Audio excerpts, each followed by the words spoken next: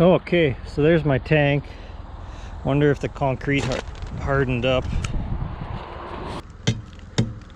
It's not very strong stuff, but it'll work. I mean, like, it's not even turned white yet. You see how it's still reacting?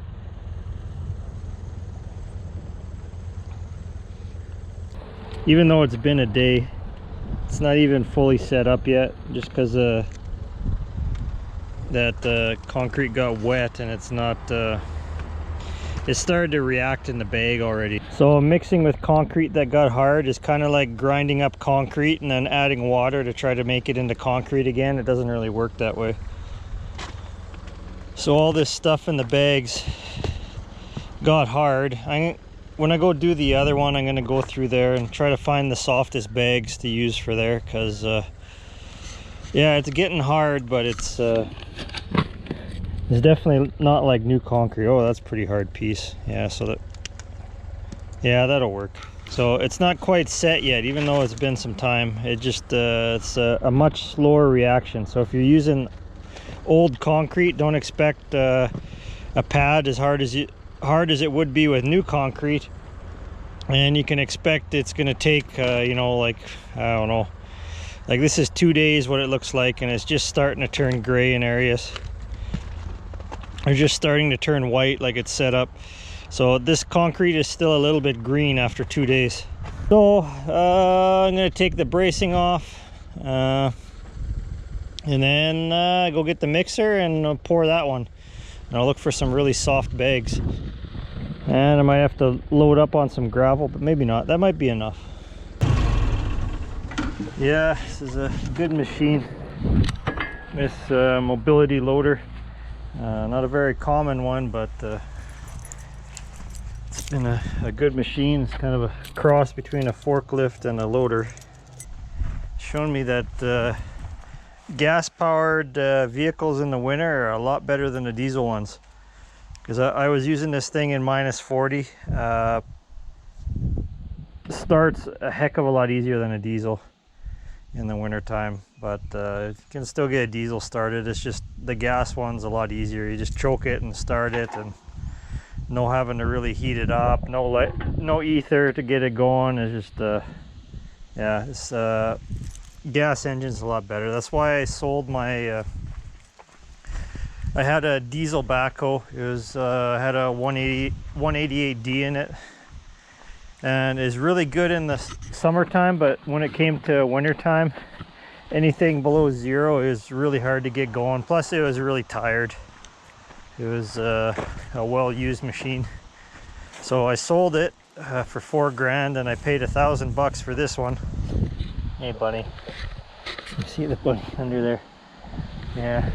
So I sold it and I bought this one for $1,000 with a seized engine. And I tried to get it unstuck. I was towing it back and forth with the grade all, and it didn't do it. Yeah, I had to. These bunnies were all over the place. They're keeping me company while I'm working. But recently I've had 2 foxes. So there's 2 foxes and then a coyote plus a baby. So 2 fox and a mom and a baby coyote. Coming into the yard trying to eat my bunnies. They keep me company as I've been working out here, the bunnies and the moose. But I haven't been out here for like a month. I've been really busy, and as soon as I'm not here, as soon as I'm not marking my territory all over, then the coyotes come, or the owls come, or, you know, I had an owl show up last year and the bunnies went silent for a while. They're all hiding, and now I got 2 foxes and all the bunnies are hiding. So I don't know if any bunnies got eaten, but you know, they're not showing up on the cameras anymore. And they're anytime I see them, they like rustle through the grass instead. Before, they're like bouncing up in the grass, and they're coming out and eating and saying, "Hey, how are you doing?" You know, every time I'm working there, they come out and visit, and then go back to what they're doing, chase each other around. Now there's none of that. Now it's just they're all hiding somewhere. And if I have chickens, I get chickens and goats. Yeah, you know, like most dogs, You know, it's like, oh, I got this big ferocious dog. It doesn't mean he's going to go around biting anybody, which means he barks at everybody and looks really mean. Because unless a dog is like practiced biting, he's not going to be a biter. So, I don't know, it's like I say a dog protecting the property is not really protecting from people. A dog is basically just an alarm system. So the dog will run around, he'll find something he doesn't like, and he'll bark until you come there and check it out. So don't think of a dog as like a bodyguard protection for the property that's gonna stand in front of you. Just think of them as a complement to your security system. And no one likes putting dogs in harm's way, except the police force. So the dog will go bite the criminal, and then the criminal stabs the dog, which is a bad thing, but really it's the police department that put the dog in harm's way. And I know what you're thinking. You're thinking that's a lot of locks. And you're right, that's 1, 2, 3, 4 locks on this side. 2 locks on the other side. But if you're watching someone breaking into your stuff on camera, you know, extra lock is a little bit extra peace of mind. And by the time somebody came and actually opened the door for the container to get at anything, I would have been here a long time ago, and the cops would have been here already. So, but if I just had 1 lock on there, chances are I wouldn't have got here in time. Just remember, there's nothing that's completely theft proof. If a criminal really wants to get in somewhere, eventually he's going to get in there. All you can do is slow him down long enough to get there. That's all you can really do. So look for what you call ways to slow a criminal down. You can't stop him outright, but you can definitely slow him down long enough where you can catch him. If you live in a rural area also, and they have and there's people have been getting broken into, and there's a high crime area, like it's usually the same group of idiots going around breaking into everybody's house or breaking into everybody's shop. So it's best to talk to your neighbors, everyone in the area, and get everybody's phone number, and then if something happens, you phone everybody and everybody shows up. And that's a safer way of bringing things to a head.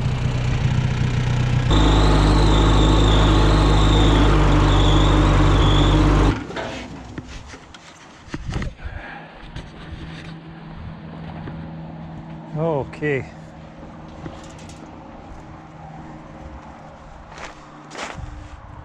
So I'm going to leave the supports on that one and give it a couple more days to set up properly before I go start lifting it and trying to move it around.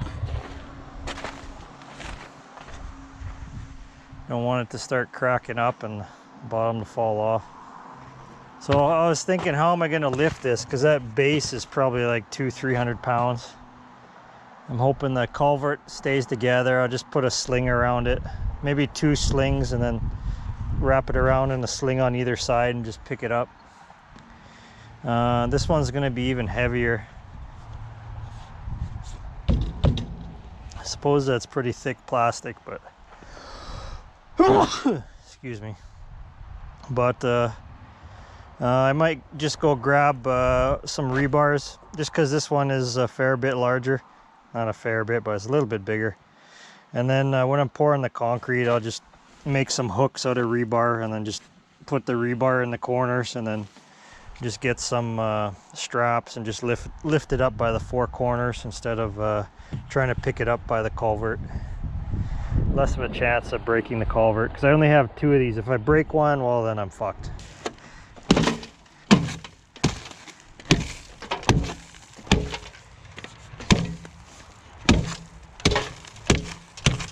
But as you can see, this one's not a total loss. There's still some powders in there. This one's pretty much, might as well just dump this one. But this one still got some decent concrete in there.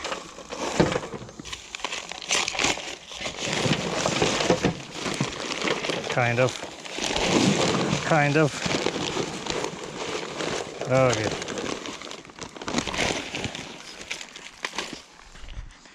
See if I can find any more good ones.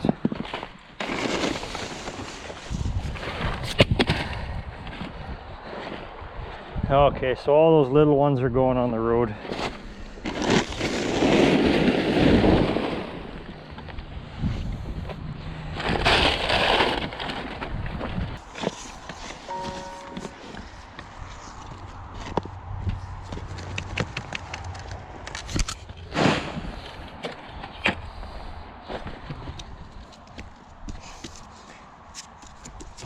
That one's a little bit softer. There we go, this one's a really good one. Yes. This one's a really good one. I mean, it's a 60%er.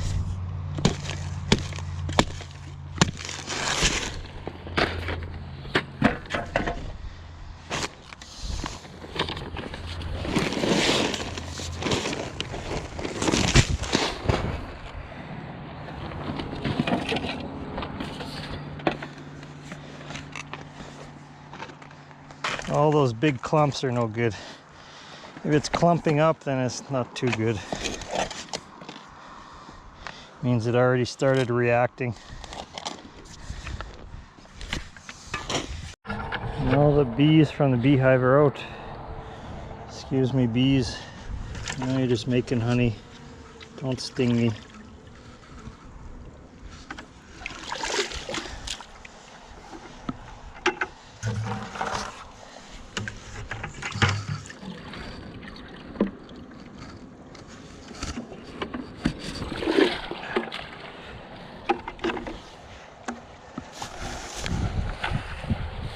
Yeah, and all these clovers here. So say you're in Alberta and you go to the grocery store and you see on the label of the honey, it says clover honey from Alberta.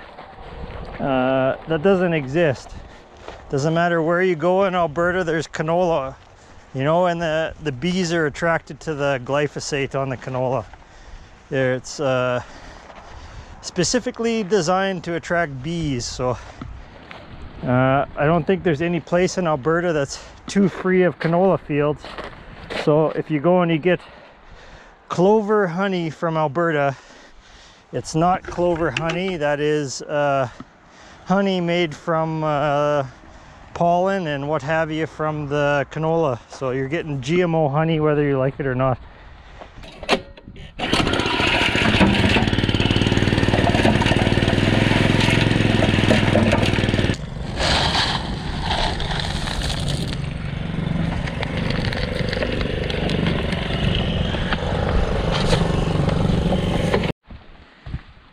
All right, I got the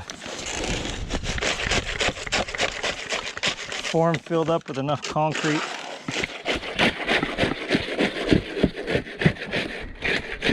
Make sure it's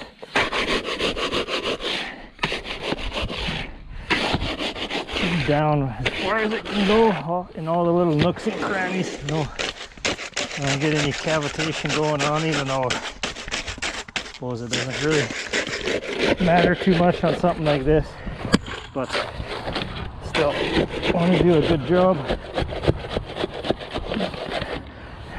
Yeah, I want to do a good job using concrete part that's partially set up already,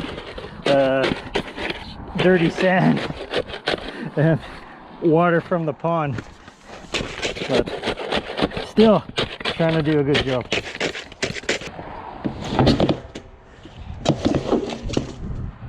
Something like that.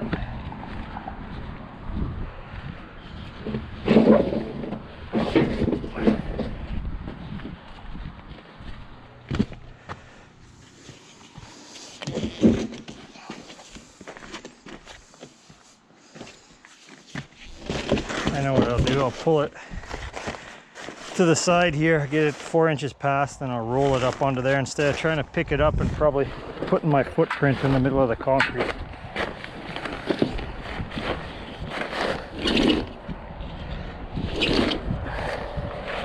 The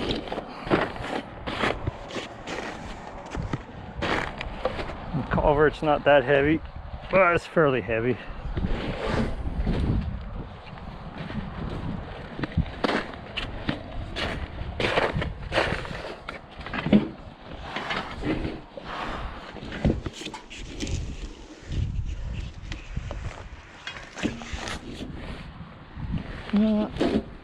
Somewhere there. Okay, so now I just got to stand that on end and then wiggle it down into the concrete, and then I might make up another small little batch just to spread it up around the culvert. We'll see how it goes. There might be enough in the form there. Make sure I'm centered. If I don't get it right, then that means I gotta come back and smooth out the concrete in the form and do it again. Okay, up we go.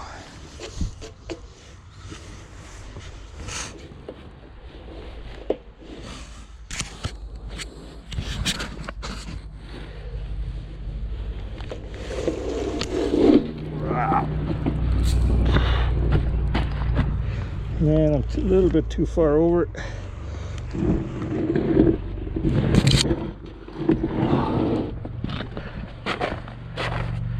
A little bit too far to the one side.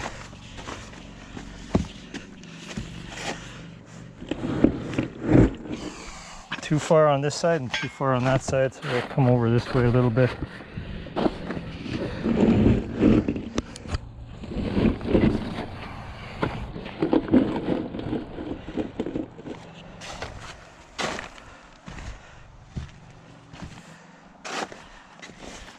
I suppose that's pretty good.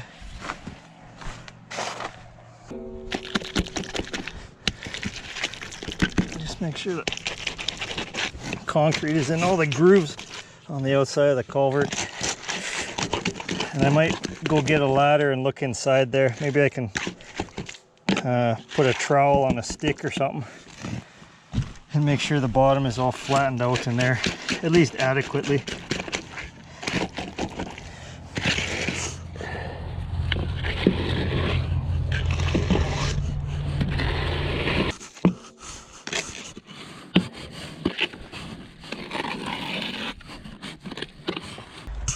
Gotta give it a quick bend so it turns into a trowel on a pole.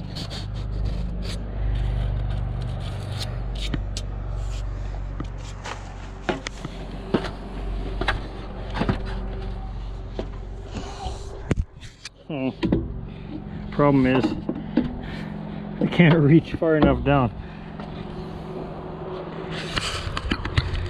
Well, the inside looks pretty good anyway. So inside looks pretty good. At least I can see it looks pretty good. I don't know what it looks like on the camera, but it's pretty leveled out, sealed right tight against the edges in there. Let's see what that other one looks like. Yeah, that one looks pretty decent too. It leveled itself out. That one's a bit more rough, but it looks pretty decent. So that one's sealed off pretty good. And if I was worried if there's a big crack all the way around the edge, I could go with some permanent silicone sealant, like some gutter eaves trough sealant, and just run a big bead around the outside edge, and that'll seal it off pretty good.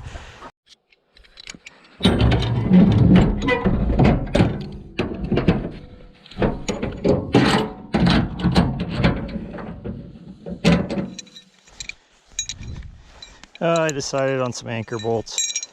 I think these are like $4 a piece or something. Oh, I'll spend 12 bucks and these would be less likely to pull out, hopefully.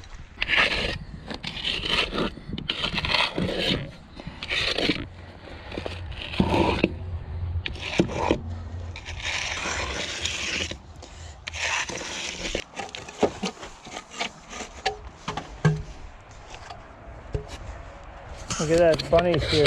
Hey Bunny, good to see you, Bunny. I'm glad you didn't get eaten. I might have to drill some anchors into that, but we'll see. Pretty hard stuff. Yeah. So it's a good thing I put those anchors, concrete anchors, mud sill anchors in that other one, because that's definitely the better option for lifting. If I tie a sling around this and it pulls up and breaks those ribs off, wouldn't be a good thing.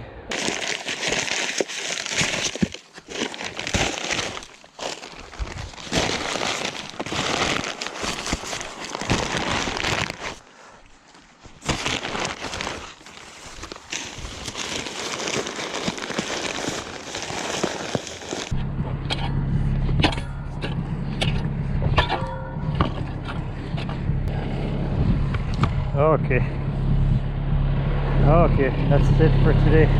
All done. Gotta get out of here.